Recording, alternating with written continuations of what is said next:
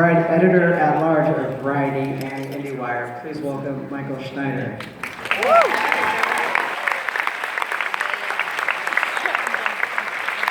Let's bring out our panel. First off, he's the director and executive producer, Michael Patrick Jan. Also executive producer, Ben Queen. She plays Emily Locke, Vanessa Hughens. Taking on the show, Tudyk.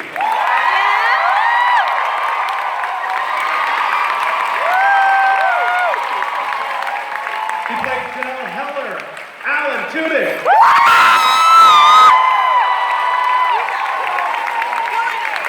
And just joining the cast, Mr. Ron Funches.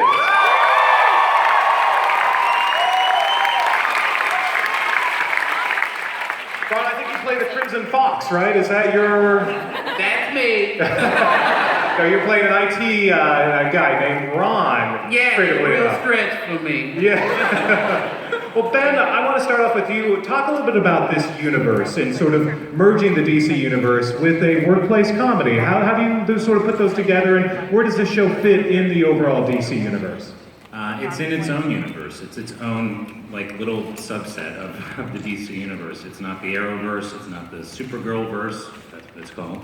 It's its own thing. And what's kind of cool is DC's basically, as you could see, I mean, they let us talk about all aspects of the DCU. So it really gives us an opportunity to just lead with what's funny and fun, and try and turn that into a fun NBC workplace comedy. At the same time, you'll have some Easter eggs for DC fans. Obviously, Crimson Fox in the first episode. Jack-o'-lantern's going to appear. Any other characters you can talk about yet? Or Batman's going to be in every episode. Well, the Flash was there, you just didn't see him, right? Right. Yeah, there you go. The Invisible Jet. Yeah, exactly. Charm City is like a heretofore unseen city in the DC universe. It's another way of saying it's brand new. And we have our own little heroes. We have Crimson Fox, we have Jack-o'-lantern, and a few other surprises that'll come along. But we like that we're our own sort of underdog city in the DCU, Well, Vanessa, let's talk about your character. She may not be a superhero, but she does kick some ass. It's got balls! What drew you to this and doing a half-hour comedy like this? It's really cool. I owe it. I feel like such an underdog because everyone here is so funny. They're so don't you think they're hysterical? Yeah. But I feel so blessed to be a part of something when I'm surrounded by such amazing people to work with. But I love it. Just watching it back, it makes me so proud and so excited. I can't wait to see where the rest of the show goes. Yeah, plus the live musical episode of Powerless is going to be fantastic. I know. So Danny Pudi, let's talk about this new character and how would the obvious question, of course, how does he compare to Abed? He's a little more grounded. He's still a little socially awkward, but not obviously as much as Abed. Yeah. First of all, hi everyone. So good to see you all. I think there's a couple differences here. One, there is a moment in the episode where Teddy doesn't know what to say, which I think is interesting because I think Abed would have had something to say at any given moment. It's nice to play a character that's a little bit closer to my intelligence level.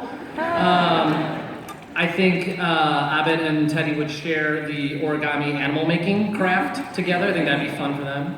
But overall, he's much more normal. I think for me, it's kind of like where I'm at in my life because I've got kids and I'm trying to raise them. I don't know what I'm doing, and it's kind of like this is Teddy, like a boy trying to become a man. So that's kind of where he's at. That being said, he's also searching for Batman, just like everybody else. Alan, you're also here for Con Man, so you're sort of the captain of Comic-Con.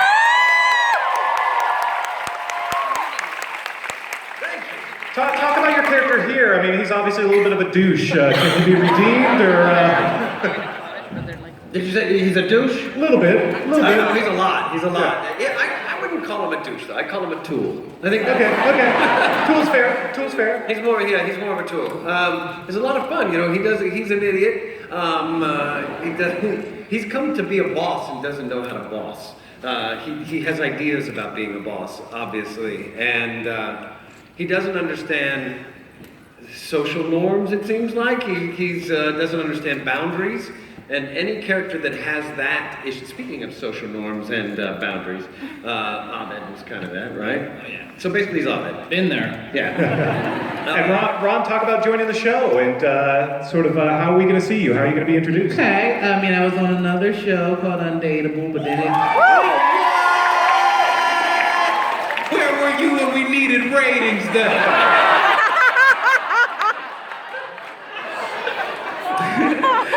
So I was kind of just going out doing a lot of stand-up, and then I had a meeting with these fine gentlemen, and they let me watch the pilot, and they just basically asked me if there was anything that I would like to do that I thought was maybe missing from the show, and I came up with an idea for my character, who's kind of, or their character's a little bit more jaded about the everyday going on with superheroes. My character is still new for him, fresh for him. He's excited about it, and I think it was something that they already had an idea for, and it just kind of meshed up, and I was like, I like money, let's do it.